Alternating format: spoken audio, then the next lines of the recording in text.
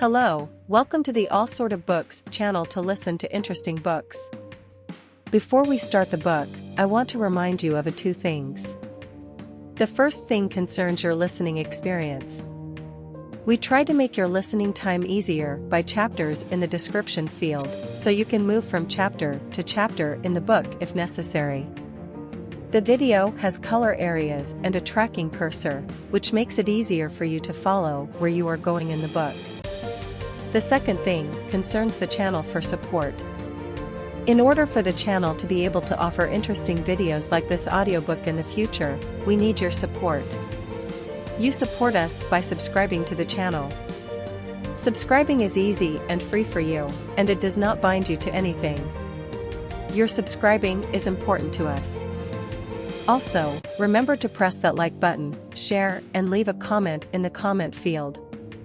In addition, if you are interested in movies or other interesting videos, be sure to check out the other all sort of channels.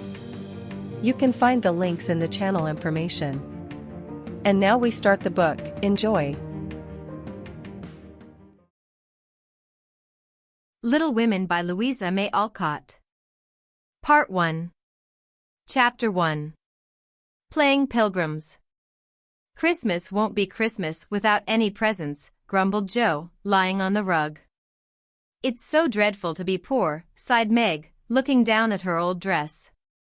I don't think it's fair for some girls to have plenty of pretty things, and other girls nothing at all, added little Amy, with an injured sniff. We've got father and mother, and each other, said Beth contentedly from her corner. The four young faces on which the firelight shone brightened at the cheerful words, but darkened again as Joe said sadly, "We haven't got father, and shall not have him for a long time." She didn't say perhaps never, but each silently added it, thinking of father far away, where the fighting was. Nobody spoke for a minute, then Meg said in an altered tone, "You know the reason mother proposed not having any presents this Christmas was because it is going to be a hard winter for everyone, and she thinks we ought not to spend money for pleasure, when our men are suffering so in the army. We can't do much, but we can make our little sacrifices, and ought to do it gladly. But I am afraid I don't," and Meg shook her head, as she thought regretfully of all the pretty things she wanted. "But I don't think the little we should spend would do any good. We've each got $1, and the army wouldn't be much helped by our giving that. I agree not to expect anything from mother or you, but I do want to buy Undine and Cintran for myself." "I've wanted it so long," said Joe, who was a bookworm. "I plan to spend mine in new music," said Beth, with a little sigh, which no one heard but the hearth brush and kettle holder. "I shall get a nice box of Faber's drawing pencils. I really need them," said Amy decidedly. "Mother didn't say anything about our money, and she won't wish us to give up everything. Let's each buy what we want, and have a little fun. I'm sure we work hard enough to earn it," cried Joe, examining the heels of her shoes in a gentlemanly manner. "I know I do, teaching those tiresome children nearly all day, when I'm longing to enjoy myself at home," began Meg, in the complaining tone again. "You don't have half such a hard time as I do," said Joe. "How would you like to be shut up for hours with a nervous, fussy old lady, who keeps you trotting, is never satisfied, and worries you till you're ready to fly out the window or cry? It's naughty to fret, but I do think washing dishes and keeping things tidy is the worst work in the world. It makes me cross, and my hands get so stiff, I can't practice well at all." And Beth looked at her rough hands with a sigh that anyone could hear that time. "I don't believe any of you suffer as I do," cried Amy, "for you don't have to go to school with impertinent girls, who plague you if you don't know your lessons, and laugh at your dresses, and label your father if he isn't rich, and insult you when your nose isn't nice." "If you mean libel, I'd say so, and not talk about labels, as if Papa was a pickle bottle," advised Joe, laughing. "I know what I mean, and you needn't be satirical about it. It's proper to use good words, and improve your vocabulary," returned Amy, with dignity. "Don't peck at one another, children. Don't you wish we had the money Papa lost when we were little, Joe?" "Dear me. How happy and good we'd be if we had no worries, said Meg, who could remember better times. You said the other day you thought we were a deal happier than the King children, for they were fighting and fretting all the time, in spite of their money. So I did, Beth. Well, I think we are. For though we do have to work, we make fun of ourselves, and are a pretty jolly set, as Joe would say. Joe does use such slang words, observed Amy, with a reproving look at the long figure stretched on the rug. Joe immediately sat up, put her hands in her pockets, and began to whistle.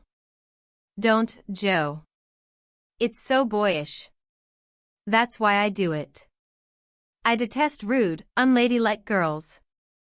I hate affected, niminy-piminy chits. Birds in their little nests agree, sang Beth, the peacemaker, with such a funny face that both sharp voices softened to a laugh, and the pecking ended for that time. Really, girls, you are both to be blamed, said Meg, beginning to lecture in her elder sisterly fashion. You are old enough to leave off boyish tricks, and to behave better, Josephine. It didn't matter so much when you were a little girl, but now you are so tall, and turn up your hair, you should remember that you are a young lady. I'm not. And if turning up my hair makes me one, I'll wear it in 2 tails till I'm 20, cried Joe, pulling off her net, and shaking down a chestnut mane.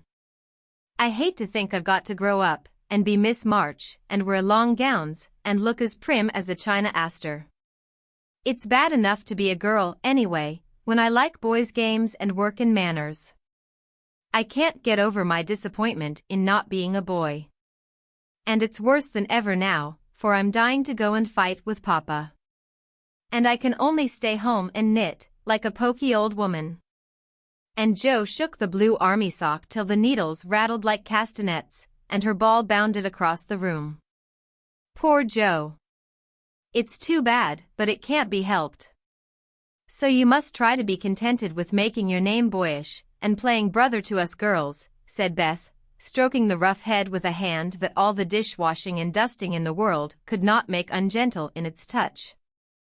As for you, Amy, continued Meg, you are altogether too particular and prim. Your airs are funny now, but you'll grow up an affected little goose if you don't take care. I like your nice manners and refined ways of speaking, when you don't try to be elegant. But your absurd words are as bad as Joe's slang. If Joe is a tomboy and Amy a goose, what am I, please? Asked Beth, ready to share the lecture. You're a dear, and nothing else, answered Meg warmly, and no one contradicted her, for the mouse was the pet of the family. As young readers like to know how people look, we will take this moment to give them a little sketch of the 4 sisters, who sat knitting away in the twilight, while the December snow fell quietly without, and the fire crackled cheerfully within. It was a comfortable room, though the carpet was faded and the furniture very plain, for a good picture or 2 hung on the walls, books filled the recesses, chrysanthemums and Christmas roses bloomed in the windows, and a pleasant atmosphere of home peace pervaded it.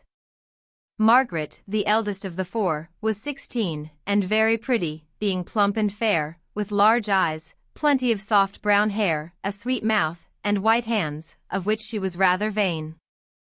15-year-old Joe was very tall, thin, and brown, and reminded one of a colt, for she never seemed to know what to do with her long limbs, which were very much in her way. She had a decided mouth, a comical nose, and sharp, gray eyes, which appeared to see everything, and were by turns fierce, funny, or thoughtful. Her long, thick hair was her one beauty, but it was usually bundled into a net to be out of her way. Round shoulders had Joe, big hands and feet, a flyaway look to her clothes, and the uncomfortable appearance of a girl who was rapidly shooting up into a woman and didn't like it. Elizabeth, or Beth as everyone called her, was a rosy, smooth-haired, bright-eyed girl of 13, with a shy manner, a timid voice, and a peaceful expression which was seldom disturbed. Her father called her Little Miss Tranquility, and the name suited her excellently, for she seemed to live in a happy world of her own, only venturing out to meet the few whom she trusted and loved. Amy, though the youngest, was a most important person, in her own opinion at least. A regular snow maiden, with blue eyes, and yellow hair curling on her shoulders, pale and slender, and always carrying herself like a young lady mindful of her manners. What the characters of the four sisters were we will leave to be found out. The clock struck 6 and, having swept up the hearth, Beth put a pair of slippers down to warm. Somehow the sight of the old shoes had a good effect upon the girls, for Mother was coming, and everyone brightened to welcome her. Meg stopped lecturing and lighted the lamp. Amy got out of the easy chair without being asked, and Jo forgot how tired she was as she sat up to hold the slippers nearer to the blaze. They are quite worn out. Marmee must have a new pair. I thought I'd get her some with my dollar, said Beth. No, I shall, cried Amy. I'm the oldest, began Meg, but Jo cut in with a decided, I'm the man of the family now Papa is away, and I shall provide the slippers, for he told me to take special care of Mother while he was gone. I'll tell you what we'll do, said Beth, let's each get her something for Christmas, and not get anything for ourselves. That's like you, dear. What will we get? Exclaimed Jo. Everyone thought soberly for a minute, then Meg announced, as if the idea was suggested by the sight of her own pretty hands, I shall give her a nice pair of gloves. Army shoes, best to be had, cried Jo. Some handkerchiefs, all hemmed, said Beth. I'll get a little bottle of cologne. She likes it, and it won't cost much, so I'll have some left to buy my pencils, added Amy. How will we give the things? Asked Meg. Put them on the table, and bring her in and see her open the bundles. Don't you remember how we used to do on our birthdays? Answered Jo.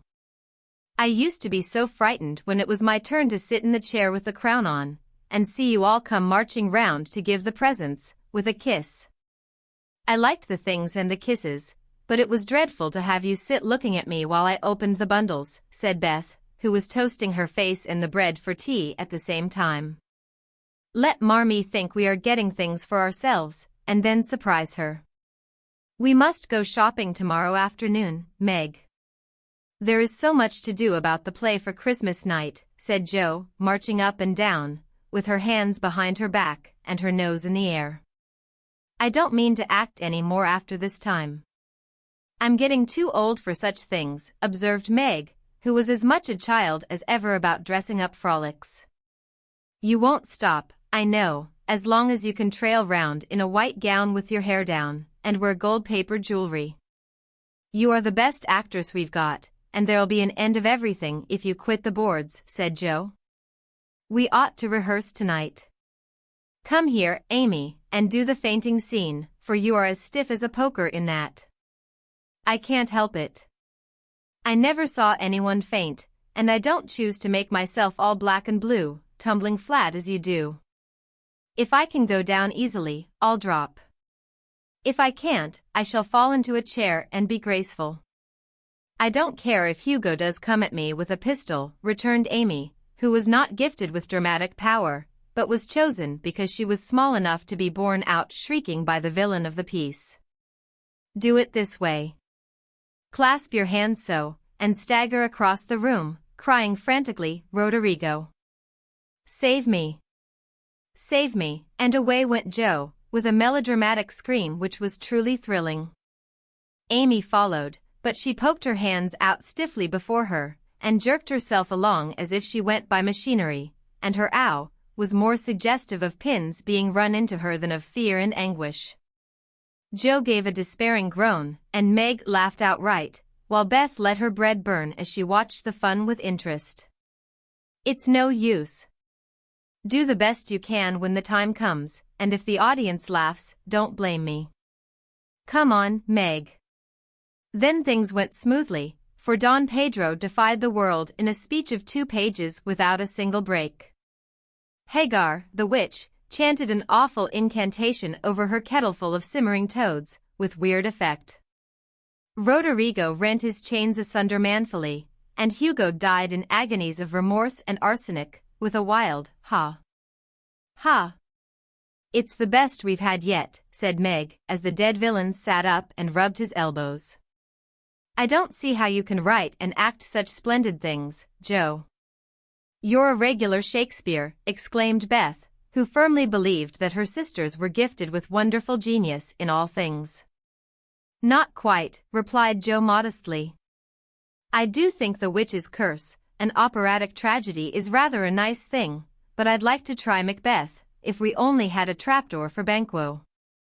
I always wanted to do the killing part. Is that a dagger that I see before me, muttered Joe, rolling her eyes and clutching at the air, as she had seen a famous tragedian do. No, it's the toasting fork, with Mother's shoe on it instead of the bread. Beth's stage-struck, cried Meg, and the rehearsal ended in a general burst of laughter. Glad to find you so merry, my girls, said a cheery voice at the door, and actors and audience turned to welcome a tall, motherly lady with a "Can I help you?" look about her which was truly delightful. She was not elegantly dressed, but a noble-looking woman, and the girls thought the grey cloak and unfashionable bonnet covered the most splendid mother in the world. Well, dearies, how have you got on today? There was so much to do, getting the boxes ready to go tomorrow, that I didn't come home to dinner. Has anyone called, Beth? How is your cold, Meg? Joe, you look tired to death. Come and kiss me, baby. While making these maternal inquiries, Mrs. March got her wet things off, her warm slippers on, and sitting down in the easy chair, drew Amy to her lap, preparing to enjoy the happiest hour of her busy day. The girls flew about, trying to make things comfortable, each in her own way. Meg arranged the tea table, Joe brought wood and set chairs, dropping, overturning, and clattering everything she touched. Beth trotted to and fro between parlor-kitchen, quiet and busy, while Amy gave directions to everyone, as she sat with her hands folded. As they gathered about the table, Mrs. March said, with a particularly happy face, I've got a treat for you after supper. A quick, bright smile went round like a streak of sunshine. Beth clapped her hands, regardless of the biscuit she held, and Joe tossed up her napkin, crying, a letter. A letter. 3 cheers for Father. Yes, a nice long letter. He is well, and thinks he shall get through the cold season better than we feared. He sends all sorts of loving wishes for Christmas, and an especial message to you girls, said Mrs. March, patting her pocket as if she had got a treasure there. Hurry and get done. Don't stop to quirk your little finger and simper over your plate, Amy, cried Joe, choking on her tea and dropping her bread, butter side down, on the carpet in her haste to get at the treat. Beth ate no more, but crept away to sit in her shadowy corner and brood over the delight to come, till the others were ready. I think it was so splendid in Father to go as chaplain when he was too old to be drafted, and not strong enough for a soldier, said Meg warmly. Don't I wish I could go as a drummer, a vivin, what's its name? Or a nurse, so I could be near him and help him, exclaimed Joe, with a groan. It must be very disagreeable to sleep in a tent, and eat all sorts of bad-tasting things, and drink out of a tin mug, sighed Amy. When will he come home, Marmee? Asked Beth, with a little quiver in her voice. Not for many months, dear, unless he is sick. He will stay and do his work faithfully as long as he can, and we won't ask for him back a minute sooner than he can be spared. Now come and hear the letter. They all drew to the fire, Mother in the big chair with Beth at her feet, Meg and Amy perched on either arm of the chair, and Joe leaning on the back, where no one would see any sign of emotion if the letter should happen to be touching. Very few letters were written in those hard times that were not touching, especially those which fathers sent home. In this one little was said of the hardships endured, the dangers faced, or the homesickness conquered. It was a cheerful, hopeful letter, full of lively descriptions of camp life, marches, and military news, and only at the end did the writer's heart overflow with fatherly love and longing for the little girls at home. Give them all of my dear love and a kiss. Tell them I think of them by day, pray for them by night, and find my best comfort in their affection at all times.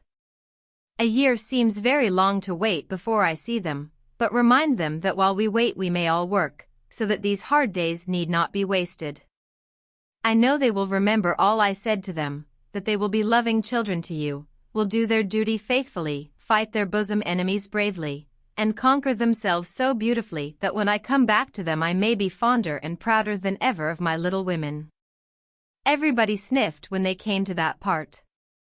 Jo wasn't ashamed of the great tear that dropped off the end of her nose, and Amy never minded the rumpling of her curls as she hid her face on her mother's shoulder and sobbed out, "I am a selfish girl. But I'll truly try to be better, so he mayn't be disappointed in me by and by." "We all will," cried Meg. "I think too much of my looks and hate to work, but won't any more, if I can help it. I'll try and be what he loves to call me, a little woman, and not be rough and wild, but do my duty here instead of wanting to be somewhere else," said Jo, thinking that keeping her temper at home was a much harder task than facing a rebel or two down south. Beth said nothing, but wiped away her tears with the blue army sock and began to knit with all her might, losing no time in doing the duty that lay nearest her, while she resolved in her quiet little soul to be all that father hoped to find her when the year brought round the happy coming home. Mrs. March broke the silence that followed Jo's words, by saying in her cheery voice, "Do you remember how you used to play Pilgrim's Progress when you were little things?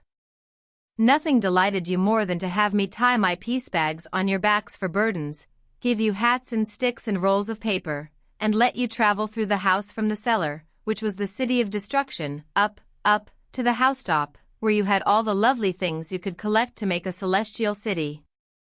What fun it was, especially going by the lions, fighting Apollyon, and passing through the valley where the hobgoblins were," said Jo.